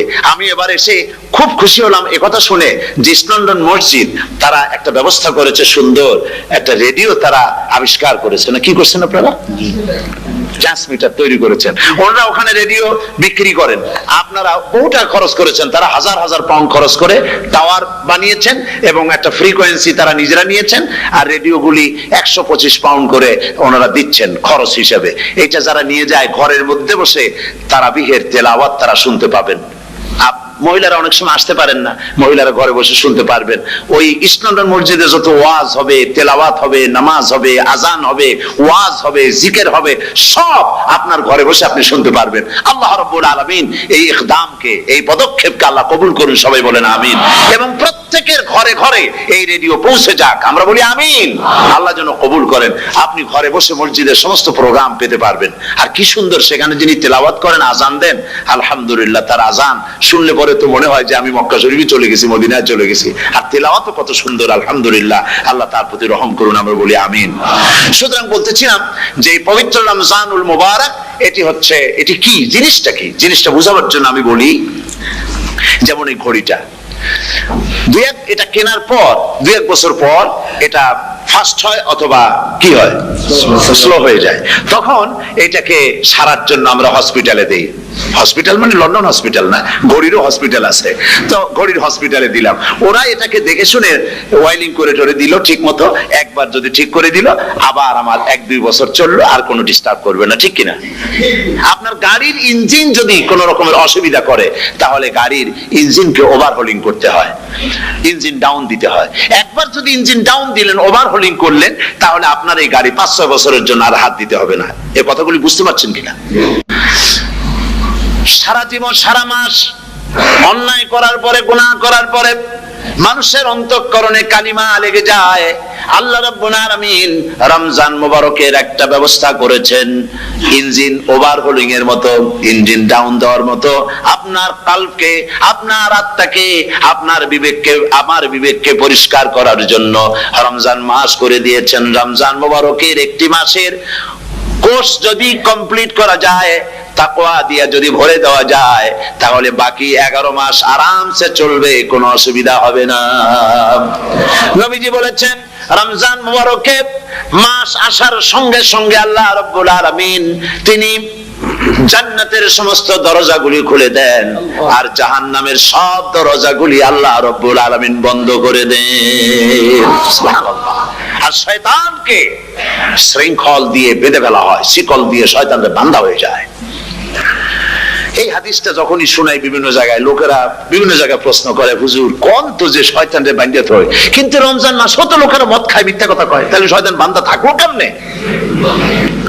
আমি বলি, দেখেন, এরও ব্যাখ্যা আছে। এর ব্যাখ্যা হলো এই, কোন কোন ঘড়ি আছে একবার চাবি দিলে 6 মাস চলে, আর একবার চাবি দিলে 2 বছর চলে, আবার চাবি দিলে লাইফ চলে যায়। এরকমের ঘড়িও আছে। কোন কোন মানুষের শয়তানে এমন চাবি দিছে যে চাবিতে 6 মাস চলে, কোনটায় 10 মাস চলে, কোনটায় বছর চলে। রোজার মাসেও যারা গুনাহ করে, শয়তানে এমন চাবি দিছে যে রোজার মাসেও বন্ধ হচ্ছে না। এরা শয়তানের খপ্পরে পড়ে গেছে। আল্লাহ এই চাবি থেকে মুসলমানদেরকে হেফাজত করুন, বলি আমিন। জোরে বলেন আমিন। শয়তান থেকে পানাহ কেউ দিতে পারে না, কোন গভর্নমেন্ট পারবে না। ব্রিটিশ গভর্নমেন্ট পারবে নাকি? American government? কেউ পারবে না। শয়তান থেকে পানাহ দিতে পারে কেবলমাত্র কে? ওই আল্লাহ রাব্বুল আলামিন আমাদেরকে শিখায় দিয়েছেন, শয়তানের ওয়াসওয়াসা থেকে আমার কাছে পানাহ চাও। আউযু বিল্লাহি মিনাশ শাইতানির রাজিম।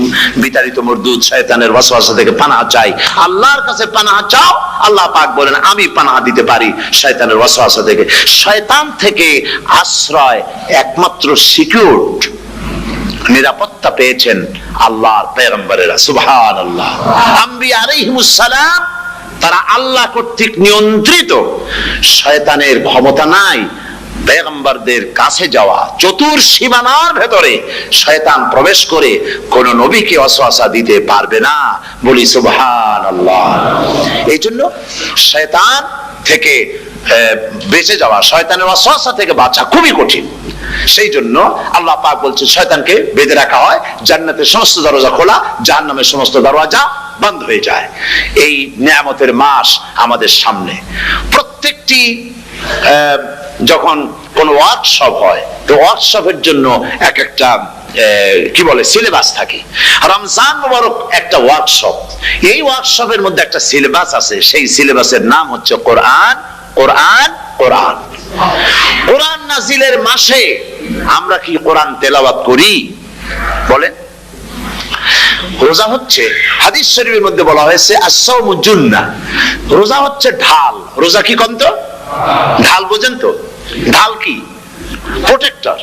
আপনি জিহাদের ময়দানে, যুদ্ধের ময়দানে নিরাপত্তার জন্য, বাইরের থেকে আক্রমণকে ফিরাবার জন্য কি ব্যবহার করেন? ঢাল ব্যবহার করেন। রোজা হচ্ছে ঢাল, শয়তানের সমস্ত আক্রমণ থেকে বাঁচার জন্য রোজা হচ্ছে ঢাল। রোজার দিনে কেউ যদি আপনার সাথে ঝগড়া করে, তাহলে রাসূল বলেছেন তুমি বলো, তুমি ঝগড়ায় প্রবৃত্ত হবে না। তোমার সাথে যদি কেউ ঝগড়া করে, তুমি বলবে ইন্নী সাইম, আমি রোজাদার। আমি তোমার মতো ঝগড়া করতে আমিও পারি, আমি তোমার মতো গালাগালি দিতে পারি, কিন্তু আমি দেব না, ঝগড়াও করব না, গালিও দেব না, মারামারিও করব না, কারণ আমি রোজাদার। সুবহানাল্লাহ। রোজা আপনাকে গুনাহ থেকে বাঁচায় দেবে। দেখেন রোজা কিভাবে গুনাহ থেকে বাঁচায়। মিথ্যেবাদী, মিথ্যেবাদী সারাক্ষণ মিথ্যে কথা বলে, কিন্তু রোজার মাস আসছে।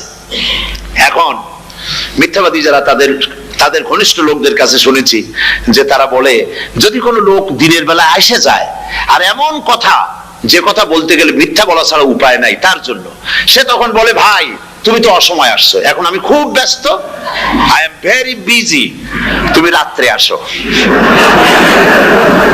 কথা বুঝতে পেরেছেন তো? রোজা হচ্ছে কি? রোজাটা কি বলে? ঢাল। কোন মেয়ে লোকের দিকে চোখ পড়লো, আহা আমি তো রোজাদার, চোখকে সাথে সাথে নিচে নামায় ফেললো। গানের আওয়াজ আসলো, আমি তো রোজাদার, সে গানটা শুনলো না। কাজী সমস্ত গুনাহ থেকে বাঁচার জন্য রোজা একটা বিরাট হাতিয়ার। সুবহানাল্লাহ। এই মাসে আল্লাহ রাব্বুল আলামিন এই মাসটা, এই রোজাটা কেন দিয়েছেন? লাআল্লাকুম তাত্তাকুন, ইয়া আইয়ুহাল্লাযীনা আমানু কুতিবা আলাইকুমুস সিয়ামু কামা কুতিবা আলাল্লাযীনা মিন ক্বাবলিকুম লাআল্লাকুম তাত্তাকুন। হে বিশ্বাসীরা, তোমরা যারা ঈমান এনেছো, শোনো, আমি রোজাকে তোমাদের জন্য ফরজ করেছি, যেমন করে ফরজ করেছিলাম তোমাদের পূর্বপুরুষদের উপরে। রোজা শুধু আমাদের উপরে ফরজ হয়েছে তা না, আমাদের আগে যারা যেসব নবীরা আসছিলেন তাদের উপর রোজা কি ছিল? ফরজ ছিল। সুতরাং এই রোজা তোমাদের উপরে ফরজ, এই জন্য লাআল্লাকুম তাত্তাকুন, যাতে করে তোমরা কি হতে পারো? পরেজগার হতে পারো। কি হতে পারো? পরেজগার, মুত্তাকি হতে পারো, আল্লাহকে ভয় করতে পারো। একমাত্র আল্লাহর ভয় মানুষকে ভালো বানাতে পারে। একটা মানুষ জান্নাতে যাওয়ার জন্য, জাহান্নাম থেকে বাঁচার জন্য একটা জিনিস, কয়টা জিনিস বলেন? একটি জিনিস যদি ভেতরে থাকে তাহলে সমস্ত গুনাহ থেকে বাঁচতে পারে। আর একটি জিনিস যদি না থাকে তাহলে এমন কোনো কাজ নাই পৃথিবীতে যা সে করতে পারে না। সেই কাজটার নাম কি? তাকওয়া। সবাই বলেন কাজটার নাম কি? তাকওয়া। যদি ভেতরে আল্লাহ পাকের ভয় থাকে, রব্বুল আলামিন আমাকে দেখছেন, তিনি আমাকে শুনতেছেন, এই ভয় যদি অন্তঃকরণের ভিতরে থাকে, তাহলে এই লোকটি কোনো গুনাহের কাজ করতে পারবে না, মিথ্যা বলতে পারবে না, ওজনে কম দিতে পারবে না, খাদ্যে ভেজাল দিতে পারবে না, শয়তানি বদমাশি করতে পারবে না। আর যদি এই জিনিসটির অভাব থাকে, যদি তাকওয়া না থাকে, তাহলে সমস্ত অন্যায় কাজ সে করতে পারবে। এই জন্য আল্লাহ রাব্বুল আলামিন বলেন, রোজা এই জন্য দান করেছে যাতে করে, রোজার মাস এই জন্য দিলাম, লাআল্লাকুম তাত্তাকুন, তোমাদের ভিতরে তাকওয়ার সৃষ্টি হয়। এই ওয়াজ আমি আপনাদের সামনে অনেকবার করেছি। হযরত ওমর রাদিয়াল্লাহু তাআলা আনহু রাতের বেলায় ঘুরতে ঘুরতে দেখেন এক বাড়িতে আলো জ্বলছে, শেষ রাত। এই রাত্রে বাড়িতে আলো জ্বলে কেন? ভাবলেন কোন অসুখ বিসুখ হলো নাকি? তো উনি কাছে গেছেন, গিয়ে কান পেতে শুনতেছেন। বাড়ির মালিক বুড়ি তার যুবতী মেয়েকে ডেকে বলছে, মা ওঠো, তাড়াতাড়ি ওঠো। কেন? কয় যে সকাল তো হয়ে গেল, দুধ দই এনেছি, আমি দুধ এনে রাখছি, এখন তুমি পরিমাণ মতো সবটা পাত্রে পানি দিয়ে ভরে দাও, তাহলে ওজন বেশি হবে আর আমরা ভালো লাভ করতে পারবো। মেয়ে বলছে, মা তুমি বলো কি? এটা আমার দ্বারা সম্ভব না। কেন সম্ভব নয়? হযরত ওমর এক ফরমান জারি করেছেন, তিনি বলেছেন তিনি পানিতে দুধের মধ্যে পানি মিশাতে নিষেধ করেছেন। তাছাড়া রাসূল করিম সাল্লাল্লাহু আলাইহি ওয়াসাল্লাম খাদ্যদ্রব্যে ভেজাল দিতে নিষেধ করেছেন। কাজী হযরত ওমরের এই নির্দেশকে আমি অমান্য করতে পারবো না। মা বলছে, দেখো ওমর এখন তো ঘুমাইতেছে, এত রাত্রে তিনি কি এখানে আসছেন নাকি আমাদের এই কারবার দেখতে? তুমি পানি মিশাও ইচ্ছে মতো। মেয়ে বলছে, মা হযরত ওমর ঘুমাতে পারেন। তার কাব বিন উবাই রাদিয়াল্লাহু তাআলা আনহুকে জিজ্ঞেস করেছিলেন যে তাকওয়ার একটা ব্যাখ্যা আপনি কি আমাকে বলতে পারেন, তাকওয়ার ব্যাখ্যাটা কি? তিনি বললেন, হ্যাঁ পারি। কি ব্যাখ্যা? তিনি বললেন যে দেখুন, তাকওয়ার ব্যাখ্যা হচ্ছে এই যে সংকীর্ণ একটি রাস্তা, সরু ন্যারো একটা রোড, এই ন্যারো রোডের দুই দিকে আছে কাঁটাযুক্ত লতা পাতা। এই কাঁটাযুক্ত লতা পাতার মধ্য দিয়ে এই সরু রাস্তা দিয়ে আপনি যখন যাবেন তো কিভাবে যাবেন? হযরত ওমর বললেন, আমার জামা কাপড় এইভাবে খুব আটোসাটো করে আমরা যাব, যাতে করে গায়ের চামড়াও না ছেড়ে আমার জামাও যাতে না ছিঁড়ে যায়। হযরত কাব বিন উবাই রাদিয়াল্লাহু তাআলা আনহু বলছেন, এটার নামই হচ্ছে তাকওয়া। এটার নাম কি? তাকওয়া। এটার নাম হচ্ছে তাকওয়া। দুনিয়ার অসংখ্য পাপের ভেতর থেকে আপনি চলে যাবেন, পাপ যেন আপনাকে স্পর্শ করতে না পারে। এটার নাম তাকওয়া। বাইন মাছ নিশ্চয়ই খেয়েছেন আপনারা, না লন্ডনে পাওয়া যায় না? পাওয়া যায়। এই বাইন মাছ যারা খেয়েছেন আপনারা, আমি জানি না আপনারা জানেন কিনা, বাইন মাছ কোথায় থাকে? পানিতে থাকে না কাদায় থাকে? মাশাআল্লাহ, বাইন মাছ থাকে কাদার মধ্যে। কিন্তু এই বাইন মাছ যারা ধরেছে তাদের মুখে শুনেছি আমি যে বাইন মাছ থাকে কাদায়, ওকে যখন ধরে টেনে বের করা হয় কাদার মধ্যে থেকে, এক ফোঁটা কাদা ওর গায়ে নাই। এই কলুষিত সমাজ, পাপে ভরপুর। গ্রেট ব্রিটেন, আমেরিকা, পাশ্চাত্য, আমাদের দেশ, সর্বত্র পাপ আর পাপ। এই পাপের মধ্যে বাইন মাছ শুধু খাইয়েন না, ওর কাছ থেকে শিক্ষাও গ্রহণ করেন। ও যেমন কাদার মধ্যে থাকে, কাদা ওর গায়ে লাগে না, আপনিও এই সমাজের মধ্যে আপনি আপনার কাজ চালিয়ে যান, পাপ যেন আপনাকে স্পর্শ না করে। আল্লাহ যেন পাপের থেকে আমাদের বাঁচান। আমরা বলি আমিন, সবাই বলেন আমিন। এটার নাম হচ্ছে তাকওয়া। আর তাকওয়া লম্বা জামায় তাকওয়া হয় না, লম্বা দাড়িতে তাকওয়া হয় না, পাগড়ি একটা বানলেই তাকওয়া হয় না। রাসূলুল্লাহ সাল্লাল্লাহু আলাইহি ওয়াসাল্লাম বলছেন তাকওয়া হা হুনা, হা হুনা, হা হুনা, তিনবার বলেছেন, বুকের দিকে দেখায় বলেছেন তাকওয়া হা হুনা। তাকওয়া হচ্ছে এখানে। এর অর্থ এই নয় যে আমি দাড়িকে আমি ছোট করে দেখছি, জামাকে ছোট করে দেখছি, তা নয়। কিন্তু বলছি যে তাকওয়াটা হচ্ছে অন্তরের ভেতরে। এই অন্তরের ভেতর থেকেই এটার বহির প্রকাশ হতে হবে। আপনার কথায়, আপনার বলায়, আপনার ওঠায়, আপনার বসায়, আপনার চালচলনে, আপনার বিয়ে শাদীতে, আপনার ব্যবসা বাণিজ্যের সর্বত্র তাকওয়ার ছাপ প্রদর্শিত হতে হবে। তাহলেই আমার মধ্যে তাকওয়া এসেছে বলে প্রমাণ হবে। আর এটাই আল্লাহ পাক চান। রমজান মুবারকে তোমাদের মধ্যে তাকওয়া সৃষ্টি হোক। রোজা সম্পর্কে এই কথাগুলি আমি বলে নিলাম। প্রথম 10 দিন শুধু রহমত নাজিল হবে, দ্বিতীয় 10 দিনে আল্লাহ পাক শুধু মাফ করতে থাকবেন, আর তৃতীয় 10 দিনে আল্লাহ পাক জাহান্নাম থেকে মুক্ত করে দিবেন। সুবহানাল্লাহ। রমজানে মক্কা শরীফে, মদিনা শরীফে ছোট্ট একটা বাচ্চাও ঘুমায় না। অন্তত 5-7 বছর, 8-10 বছর বয়স হয়ে গেছে এরকম বাচ্চা সারা রাত্রে 1 সেকেন্ডের মধ্যে ঘুমায় না। সমস্ত লোক জাগে, ফজরের নামাজ পড়তে গিয়ে ঘুমায়। সব সমানে 2 হাতে নেকি কামাই করে। নেকি কামাইয়ের মৌসুমে বাহার। রমজান হচ্ছে নেকি কামাইয়ের বসন্তকাল। আপনারা যেন খবরদার মিস করবেন না, মিস করবেন না, খবরদার। এই মাসটা পুরোপুরি কাজে লাগাবার জন্য মায়েরা, আমার মায়েরা, বোনেরা, মেহেরবানি করে এই মাসটা কাজে লাগাবেন। গীবত গাইবেন না, রাগারাগি করবেন না, ঝগড়াঝাটি করবেন না, মিথ্যা কথা বলবেন না, তেলাওয়াত, জিকির, আজগার।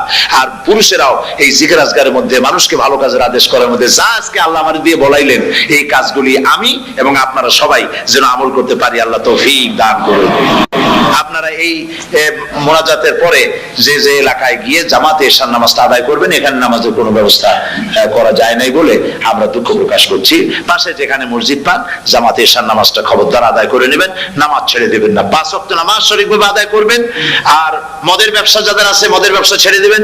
আর মদের চাকরি যারা করেন, সেখান থেকে এই চাকরি উঠাইয়া কোনো ভালো জায়গায় চাকরি করার জন্য চেষ্টা করবেন। জেনা, ব্যভিচার, নাচ, গান ইত্যাদি, তাস, পাশা, জুয়া, অন্যায় কাজে যাব না। আল্লাহ যেন কবুল করেন করেন, বলেন আমিন, বলেন সবাই আমিন। এটাই কাজ। শিরক এবং বিদআতের বাড়ির কাছেও আমরা কেউ যাব না। এই তওবা করে খাঁটি মুসলমান হইতে হবে। আমরা কতদিন বাঁচবো জানি না, আল্লাহ পাক যেন আমাদেরকে ঈমানের সাথে রাখেন। যাদের মুখে দাড়ি নাই আল্লাহ পাক তাদের মুখে দাড়ি লাগায় দিক, বলি আমিন। আপনারা চেষ্টা করেন রসুলের এই সুন্নতটা আমল করার জন্য। যেহেতু আমরা মারা যাবো, চিরদিন বাঁচবো না, তো আল্লাহ রসুলের কাছে কেমনে আমরা আমাদের চেহারা দেখাবো? জামায়, দাড়িতে, টুপিতে, পর্দায়, মেয়ে লোকদের পর্দা করার মধ্যে, সবটার মধ্যে রাসূলুল্লাহর সুন্নত যেন আমরা আমল করতে পারি। আল্লাহ যেন তৌফিক দেন। হুজুর বলেছেন, হুজুর তো কোন কলেজে পড়েন নাই, কি বলেন, কলেজে পড়েছেন? কোন কলেজে মাদ্রাসায় পড়াশোনা করেন নাই, অথচ আল্লাহর নবী বলেছেন ইন্নামা বুইস্তু মুআল্লিমান, আমি শিক্ষক হিসাবে দুনিয়ার বুকে প্রেরিত হয়েছি। লেখাপড়া কোথাও করেন নাই, অথচ হুজুর বলছেন আমি শিক্ষক। অর্থাৎ গোটা পৃথিবীর সর্বকালে সর্বযুগের মহান শিক্ষক হচ্ছেন মুহাম্মদ রাসূলুল্লাহ সাল্লাল্লাহু আলাইহি ওয়াসাল্লাম। শিক্ষা তার মধ্যে পরিপূর্ণ ছিল, আল্লাহ তাকে শিখিয়েছেন, সব কথা তিনি বলেছেন, জ্ঞানের কোনো অভাব তার কাছে ছিল না। তবে হ্যাঁ, অনেকে বলে যে মুহাম্মদ সাল্লাল্লাহু আলাইহি ওয়াসাল্লাম হচ্ছেন সেই পুরানা মধ্যযুগীয় ব্যাপার স্যাপার। ওই মধ্যযুগীয় কোনো কথা আজকের যুগে চলতে পারে না, এটা হলো জ্ঞান বিজ্ঞানের যুগ। আমরা কিছু মঙ্গল গ্রহে যাব করতেছি, চাঁদ দখল করে ফেলেছি সেই কবে, চাঁদে পতাকা উড়ায় ফেলেছি, বাড়িঘর বানাবার জন্য ইট, সিমেন্ট, রড সবকিছু পাঠাবার ব্যবস্থা হচ্ছে চাঁদে। আর মঙ্গল গ্রহে তো আমরা যাব করছি। মুহাম্মদ সাল্লাল্লাহু আলাইহি ওয়াসাল্লাম কি চাঁদে নেমেছেন কখনো? এগুলি বেকুবদের প্রশ্ন। কাদের প্রশ্ন? বেকুবদের প্রশ্ন। আর মিয়া, তোমার বিজ্ঞান তো গেছে শুধু চাঁদে। চাঁদ কত দূর? মাত্র 2,32,000 মাইল দূরে। চাঁদ মাত্র 2,32,000 মাইল দূরে একটি উপগ্রহ মাত্র। পৃথিবীর সবচাইতে নিকটতম প্রতিবেশী, নিকটতম উপগ্রহ হচ্ছে চাঁদ। দৃষ্টান্ত দিতে গিয়ে আমি ওই ছোট্ট স্টোরিটি বুঝাবার জন্য মানুষের সামনে বলি। একবার এক স্বামী আর স্ত্রী দুজনে ঝগড়া লেগেছে, স্বামী স্ত্রীর ঝগড়ায় বেচারা স্বামী দুর্বল হয়ে গেছে, স্বামীর স্ত্রীর সামনে আর পেরে উঠছে না পারিয়া শেষ পর্যন্ত বলল, ঠিক আছে, তোমার মতো দাজ্জাল মার্কা বউর সাথে আমি আর থাকবো না, আমি চললাম, আমি এবার বিদেশেই চলে যাব, দেশেই থাকবো না। স্ত্রী কিছু বলতেছে না। স্বামী দেখে যে সন্ধ্যা পর্যন্ত স্ত্রী তাকে সাধেও না, মহা সমস্যা। বলেও বেচারা মুসিবতে পড়েছে, প্রেস্টিজ কনসার্ন হয়েছে, ইজ্জতের ব্যাপার। শেষ পর্যন্ত জায়নামাজ, বালিশ টালিশ পেছাইয়া বিদেশের উদ্দেশ্যে নিজেকে তৈরি করে বারান্দায় নেমে বলল যে মাগরিবের রক্ত যখন হয়েই গেল, মাগরিবটা পড়ে নেই। মাগরিব পড়েছে, দোয়া তাসবিহ ইত্যাদি পড়ছে, দেখেনি স্ত্রীর পক্ষ থেকে কোনো কি দাওয়াত আসে যে আপনার যাইয়া কাম নাই। তো স্ত্রী বেচারিও বুঝে ফেলেছে তার স্বামীর দৌরত্ব কত দূর, সেই জন্য সেও আর কিছু ক্ষয় হয় না। এশা রক্ত যখন হয়ে গেছে তখন বিড়বিড় করে স্বামী বেচারা বলছে, মানুষ নাকাউয়ার জাত, সন্ধ্যার আগে ছিলাম কোথায় আর এখন আসলাম কোথায়। বউ ঘরে বসে কয় যে বুঝছি, আর যাওয়া লাগবে না বিদেশে। ঘরের থেকে বারান্দায় নামি তুমি বলো মানুষ না কাউয়ের জাত, সন্ধ্যায় ছিলা কোথায়, এখন নামছো কোথায়। তোমার আর বিদেশে যায় কাম নাই, তুমি ঘরে এসে মশারির মধ্যে ঢোকো। বুঝলেন? তো পৃথিবী থেকে মাত্র 2,32,000 মাইল দূরে চাঁদ, সেই চাঁদে অবতরণ করে বলছে মুহাম্মদ সাল্লাল্লাহু আলাইহি ওয়াসাল্লাম কি চাঁদে গেছে? আরে বেকুব, 2,32,000 মাইল দূরের চাঁদ নয়, 9,30,00,000 মাইল দূরের সূর্য নয়, কোটি কোটি সহস্র কোটি মাইল দূরের গ্যালাক্সি নয়, মিল্কি ওয়ে নয়, সমস্ত তারকারাজি, গ্রহ পুঞ্জ সবকিছুকে পেরিয়ে গিয়ে 7 আকাশ ফুড়ে মুহাম্মদ সাল্লাল্লাহু আলাইহি সাল্লাম আরশে আজিম ভ্রমণ করেছেন, যা পৃথিবীর কোন বিজ্ঞানের পক্ষে সম্ভব নয়। সুতরাং মুহাম্মদ সাল্লাল্লাহু আলাইহি সাল্লাম সর্বকালের, সর্বযুগের, সব ব্যাপারে শ্রেষ্ঠ মহান ব্যক্তিত্ব। এরপরে আল্লাহ রাব্বুল আলামিন বলছেন ওয়া খালাকনাকুম আজওয়াজা, আমি তোমাদের নারী এবং পুরুষের জোড়া পয়দা করেছি। অর্থাৎ এই পৃথিবীতে আল্লাহ রাব্বুল আলামিন মানুষের একটি সেক্স পয়দা করেন নাই, দুটি প্রকার করেছেন, একটি হচ্ছে নারী আর একটি পুরুষ। এই নারী আর পুরুষ আল্লাহ পাকের এটি একটি বিরাট কুদরত। এই নারী এবং পুরুষ সৃষ্টি করে পরস্পরের প্রতি আল্লাহ আকর্ষণ সৃষ্টি করেছেন। দুজনের একের প্রতি অপরের আকর্ষণ আল্লাহ পাক নিজেই সৃষ্টি করে দিয়েছেন। ومن آياته أن خلق لكم من أنفسكم أزواجا لتسكنوا إليها وجعل بينكم مودة ورحمة। আমার অনেক নিদর্শনাবলীর মধ্যে এটিও একটি নিদর্শন যে আমি তোমাদের থেকে তোমাদের স্ত্রীদেরকে তোমাদের জোড়া পয়দা করেছি। আর কি করেছি, কেন করেছি? লিতাসকুনু ইলাইহা, যাতে করে তোমরা পরস্পরের কাছ থেকে শান্তি, প্রীতি, প্রেম, ভালোবাসা, মহব্বত লাভ করতে পারো। এটা আমার নিদর্শন একটি। কিরকম নিদর্শন? ভিন্ন পরিবেশে লালিতা পালিতা একটি মেয়ে ভিন্ন পরিবেশে লালিত পালিত একটি পুরুষের সঙ্গে যখন বিবাহ হয়ে যায়, আল্লাহ রাব্বুল আলামিন বলেন আমি তখন একের প্রতি অপরের মহব্বত আর ভালোবাসা আমি আল্লাহ তৈরি করে দেই। ওই মেয়েটি জানার কথা না, মেয়েটির বাড়ি হচ্ছে লংলা, শ্রীমঙ্গল, বিয়ে হয়েছে দিনাজপুর।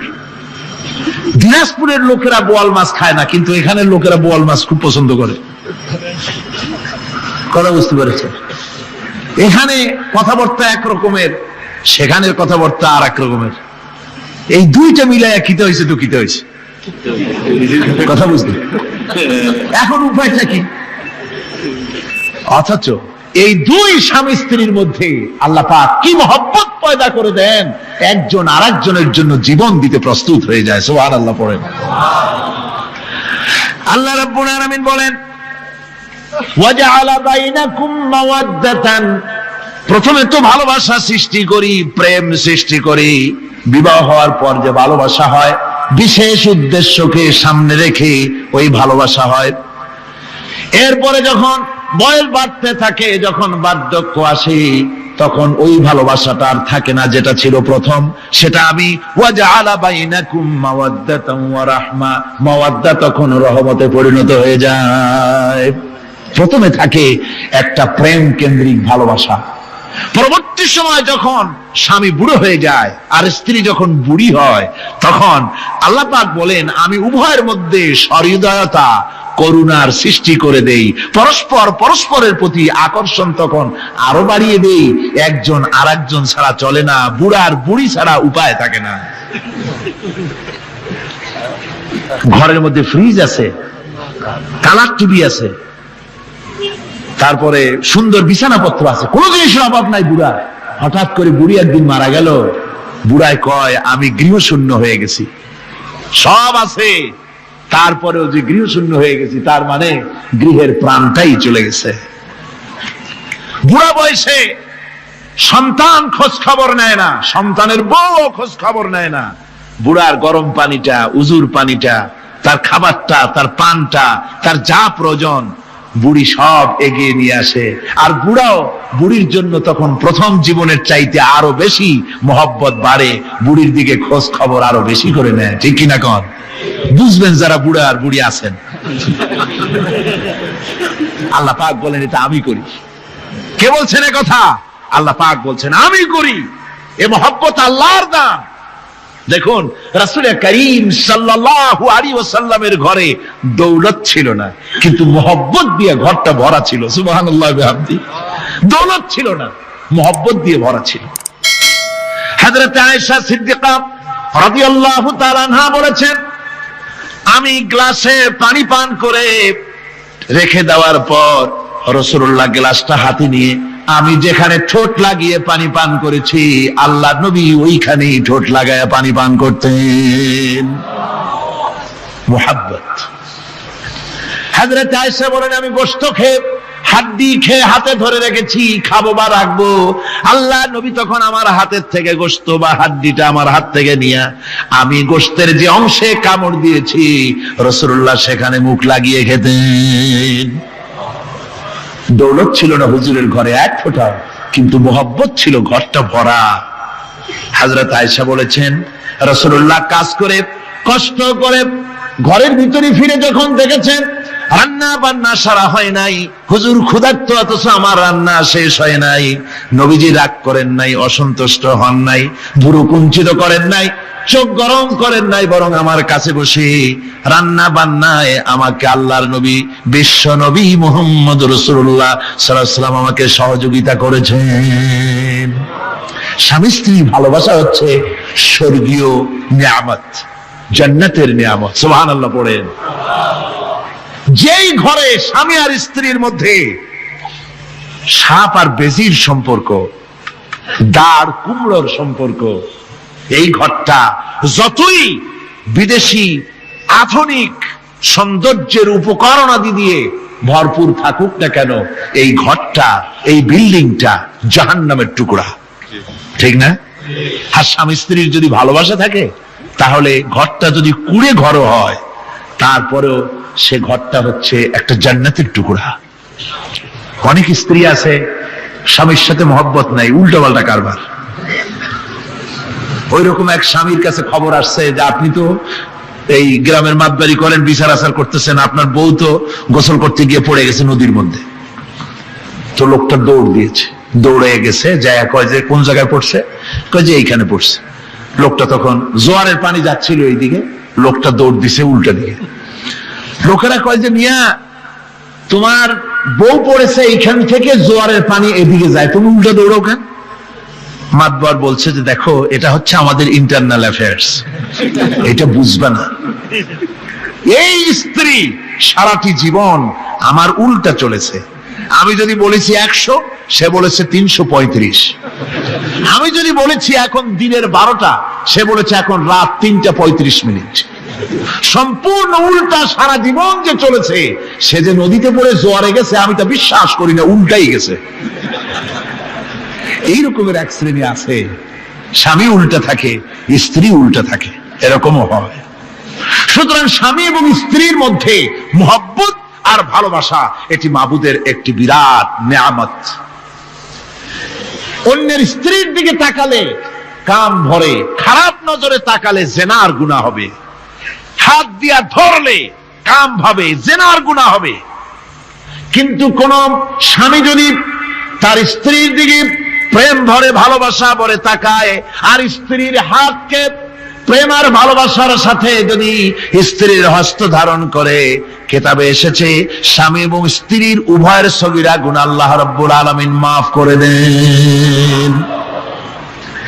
আল্লাহ পাক বলছেন আমি তোমাদের থেকে তোমাদের জোড়া, তোমাদের স্ত্রীদেরকে পয়দা করেছি এবং পরস্পর পরস্পরের প্রতি ভালোবাসা এবং মহব্বত সৃষ্টি করে দিয়েছি। আজকে কথা উঠেছে সমাজে, আজকে কথা উঠেছে নারীর অধিকার নিয়ে।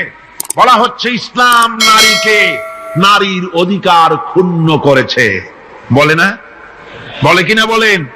আমাদের দেশে এই জন্য নারী পক্ষ, নারী সমাজ, নারী আন্দোলন পরিষদ, তারপরে এরকম অনেক আন্দোলন তারা বানিয়েছে। আর পত্র পত্রিকায় নানান রকমের ইসলাম সম্পর্কে তারা লিখছে। একটা পত্রিকা আজকে সকালে আমাকে একজন দিল, তার মধ্যে লিখেছে, হাদিসের বরাত দিয়েছে, তার মধ্যে লিখছে যে রাসূলুল্লাহ বলেছেন পৃথিবীর সব কিছু হচ্ছে ভোগের সামগ্রী, সেই ভোগের মধ্যে উত্তম ভোগের সামগ্রী হচ্ছে নারী। নাউযুবিল্লাহি মিন যালিক, এমন কথা রাসূলুল্লাহ বলেন নাই। হাদিসের নাম দিয়া তারপরে হুজুর যা বলেন নাই সেই সব কথা বলে বলে নারীদেরকে ইসলামের প্রতি বীতশ্রদ্ধ করাবার জন্য চেষ্টা চালানো হচ্ছে। অথচ নারীদের ব্যাপারে মুহাম্মদ সাল্লাল্লাহু আলাইহি ওয়াসাল্লাম সবচাইতে উত্তম কথা বলেছেন। এত সুন্দর কথা পৃথিবীতে আর কেউ বলে নাই, আর কেউ বলে নাই। নারী অধঃপাতিতা, নির্যাতিতা, এই নির্যাতন থেকে, অধঃপতন থেকে নারীকে কে রক্ষা করতে পারে? ইসলাম। জোরে বলেন, কে পারে? কেবলমাত্র ইসলাম পারে, আর কেউ পারে না। নারী যখন তাদেরকে মেয়ে হয়েছে শোনা মাত্র তার বাপ তাকে মাটির নিচে পুঁতে রাখত, আছাড় মেরে মেরে ফেলে দিত, যখন তাদেরকে কবর দিয়ে দিত জীবিত অবস্থায়, সেই সময় রাসূলুল্লাহ এসে নারীদের সম্মান দিলেন, মর্যাদা দিলেন।